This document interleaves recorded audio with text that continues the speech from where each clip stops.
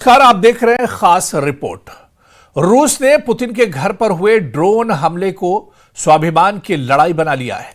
रूस ने किश्तों में 3 बार यूक्रेन के ड्रोन हमले के सबूत दिखाकर जल्द भयानक हमले का ऐलान कर दिया है। इसके साथ रूस की बमबारी ओदेसा और कीव पर पहले की तरह जारी है। उधर बेलारूस में रूस ने परमाणु हमला करने वाली 10 ओरेशनिक मिसाइलों की तैनाती कर दी है। यूक्रेन बॉर्डर के करीब ओरेशनिक को हमले के लिए तैयार रखा गया है। लुकाशेंको के साथ किम जोंग उन ने पुतिन पर जानलेवा हमले के बाद गुस्से में यूरोप को दहलाने की धमकी दे डाली है। यह रिपोर्ट देखिए।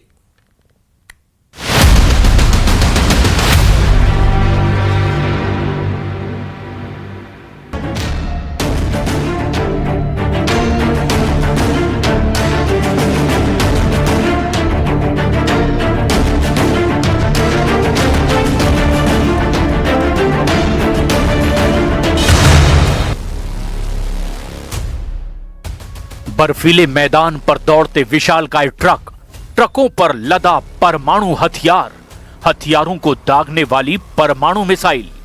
ये रूस की ओरेशनिक मिसाइलें हैं। पुतिन ने इसे अपने सबसे कट्टर दोस्त को भेजा है। 1-2 नहीं, 10 एटमी ओरेशनिक मिसाइलें मिलने के बाद अब बेलारूस के राष्ट्रपति लुकाशेंको युद्ध के लिए फड़फड़ाने लगे हैं। लुकाशेंको ने पुतिन की परमाणु मिसाइलों को सीधे वॉर जोन में अब रेडी टू फायर कर दिया है। रूस यूक्रेन का बारूदी टकराव 2026 में परमाणु युद्ध में बदलने लगा। रूस यूरोप की जंग 2026 में 32 देशों का महायुद्ध बन गया। ट्रंप पुतिन की दोस्ती 2026 में तीसरे विश्व युद्ध की वजह बन गई। 2026 में पुतिन बनेंगे सुपर पावर। रूस ने 2026 का बारूदी इस्तकबाल किया है। यूक्रेन पर भयानक हमले हुए हैं। कीव में पूरी रात सायरन बज रहे हैं। ओदेसा पर सबसे ज्यादा बारूद बरसा है। लेकिन ये सिर्फ ट्रेलर है। पुतिन इतने गुस्से में हैं कि वो कई देशों को जलाकर राख कर सकते हैं और वजह है यूक्रेन की सबसे बड़ी गलती।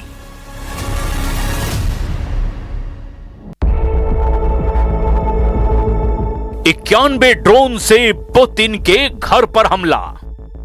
पुतिन के आवास पर ड्रोन हमला परमाणु युद्ध भड़काने वाला कांड बन चुका है। रूस ने पुतिन के घर पर ड्रोन हमले को अपने आन बान शान से जोड़ लिया है। रूस एक एक सबूत दिखा रहा है। रूस पुतिन की जान लेने की कोशिश को सबसे संगीन गुनाह बता रहा है। रूस ने ऐलान कर दिया है कि उसको शांति समझौते में धोखा देने वाले दुश्मन अब जिंदा नहीं बचेंगे। रूस का रक्षा मंत्रालय पुतिन के घर पर हमले के बाद अब सुपर एक्शन मोड में आ गया है। रूस के एयर डिफेंस मिसाइल फोर्सेस के चीफ ने पुतिन के आवास पर हुए हमले के सबूतों के साथ मैप के जरिए यूक्रेन पर गंभीर आरोप लगा दिए हैं। период с 28 по 29 декабря 2025 года киевский режим предпринял попытку террористической атаки с массированным применением беспилотных летательных аппаратов дальнего действия по резиденции президента Российской Федерации в Новгородской области. Около 19 часов 20 минут 28 декабря подразделением аэротехнических войск воздушно-космических сил был скрыт факт воздушной атаки с применением беспилотных летательных аппаратов самолетного типа. पुतिन के घर पर हमला हुआ, कहां से हुआ? हमले में कितने ड्रोन इस्तेमाल किए गए? हमलावर ड्रोन को कैसे मारा गया? मारे गए ड्रोन के कबाड़, ढेर हुए ड्रोन में एक्टिव बम। रूस अब एक एक सबूत दुनिया को दिखा रहा है। सबूत आखिर उस साजिश के हैं जिसमें पुतिन की जान लेने की कोशिश की गई। खासकर यूरोप की महाशक्तियों को यह जताया जा रहा है कि हमला तो हुआ है, वो भी पुतिन को निशाना बनाने के लिए किया गया हमला। रूस ने जो वीडियो रिलीज किया है उसमें बर्फ में पड़ा काला ड्रोन का मलबा दिख रहा है। तस्वीरों में ड्रोन के कल पुर्जे और तार भी दिखाई दे रहे हैं। दावा किया जा रहा है कि इसमें 6 किलो विस्फोटक लदा हुआ था। मंत्रालय का दावा है कि यूक्रेन ने पुतिन के आवास पर एक साथ कई दिशाओं से हमले की कोशिश की, लेकिन यूक्रेन के हमले में पुतिन के घर को खरोंच तक नहीं आई। 91 ड्रोन को रूस ने हवा में ही उड़ाते हुए मार गिराया। एक ड्रोन जो पुतिन के घर के करीब तक पहुंचा, उसे भी मिसाइल दाग कर ढेर कर दिया गया। हालांकि 6 किलो बारूद से लोडेड ड्रोन का बम कबाड़ होने के बाद भी एक्टिव था। В предельно малых высотах с территории Сумской и Черниговской областей Украины. Нанесение удара противником, как показано на представленной карте, осуществлялось по нескольким направлениям к резиденции президента России. पुतिन के घर पर जिस ड्रोन से हमले के आरोप यूक्रेन पर लगे, उसका नाम चाल्कून वी बताया गया। यूक्रेन इस चक्लुन वी ड्रोन को निगरानी और हमले दोनों के लिए इस्तेमाल करता है। यूक्रेन का आसमानी शिकारी कहा जाने वाला यह ड्रोन लॉन्ग रेंज हमले के लिए कुख्यात है, जिसकी रेंज 700 किलोमीटर तक बताई जा सकती है। चक्लुन वी अपने साथ 20 किलोग्राम तक वॉरहेड के साथ हमला कर सकता है। रूस ने कहा है कि यूक्रेन ने सुमय और चेरनिव रीजन से ड्रोन दाग करके रूस के नोगोरोड पर सबसे भयानक हमले की कोशिश की है। В результате отражения террористической атаки киевского режима пострадавших и разрушений на территории Российской Федерации нет. Ущерба резиденции президента Российской Федерации не допущено. रूस ने पुतिन के घर पर हमले के बाद जैसे ही एक्शन शुरू किया, यूक्रेन और यूरोप डिफेंसिव हो गए। यूक्रेन ने पुतिन के घर पर हमले के दावे को झूठा बताया, वहीं यूरोपीय देशों ने भी रूस के सभी दावों पर शक जताया है। फिनलैंड ने तो सबसे बड़ा जोखिम मोल लेते हुए रूस का जहाज सीज कर दिया है। फिनलैंड ने रूस के फिटबर्ग नाम के जहाज को जब्त कर लिया है। फिनलैंड ने रूसी शिप पर हेलसिंकी से एस्टोनिया तक खाड़ी के पार समुद्र के नीचे चलने वाली टेलीकॉम केबल में तोड़फोड़ के आरोप भी लगाए हैं। फिनलैंड के बॉर्डर गार्ड अथॉरिटी ने हेलसिंकी में दावा किया कि मालवाहक जहाज फिटबर्ग सेंट पीटर्सबर्ग बंदरगाह से इजराइल जा रहा था। रूस को गुस्सा दिलाने वाला दूसरा बड़ा कदम फ्रांस के राष्ट्रपति इमैनुअल मैक्रों ने उठाया है। मैक्रों ने ऐलान किया है कि 2026 में यूरोपीय देश रूस से बढ़ते खतरे के खिलाफ मोर्चा खोलने वाले हैं।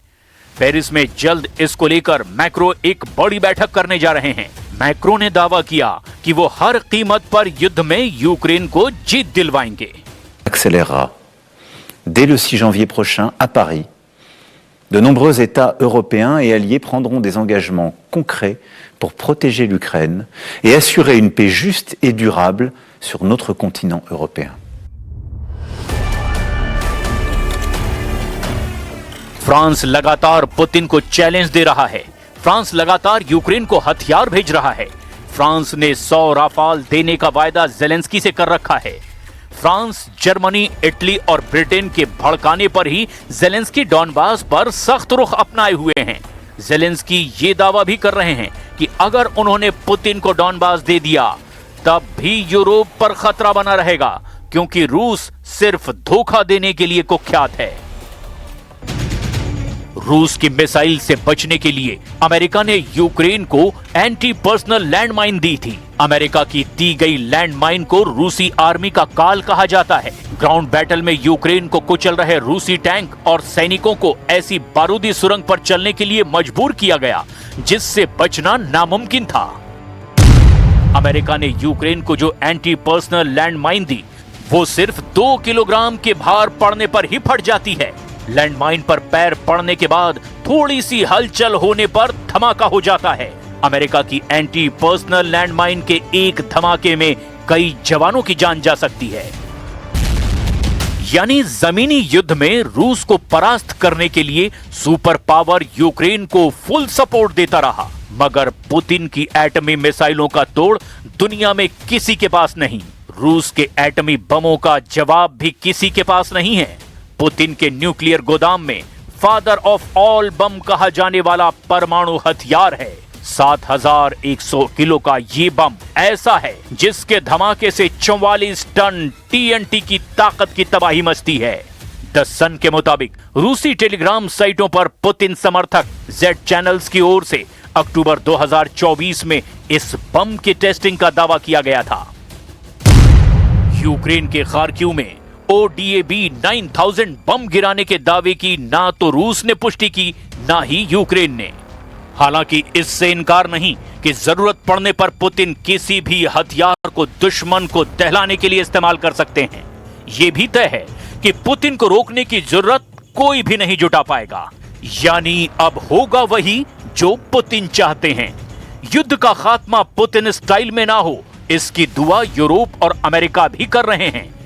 ऐसा हुआ तो धरती के नक्शे पर यूक्रेन के बचने की उम्मीद बिल्कुल कम है। जो देश बचेंगे उनकी भी कई पीढ़ियां पुतिन के क्रोध को भुला नहीं पाएंगी। परमाणु हथियारों की विनाश लीला होती ही इतनी खौफनाक है, जिसके साइड इफेक्ट सिर्फ हमला झेलने वालों पर ही नहीं पड़ते। परमाणु बमों का विष कई पीढ़ियों को घुट घुट कर जीने पर मजबूर कर देता है।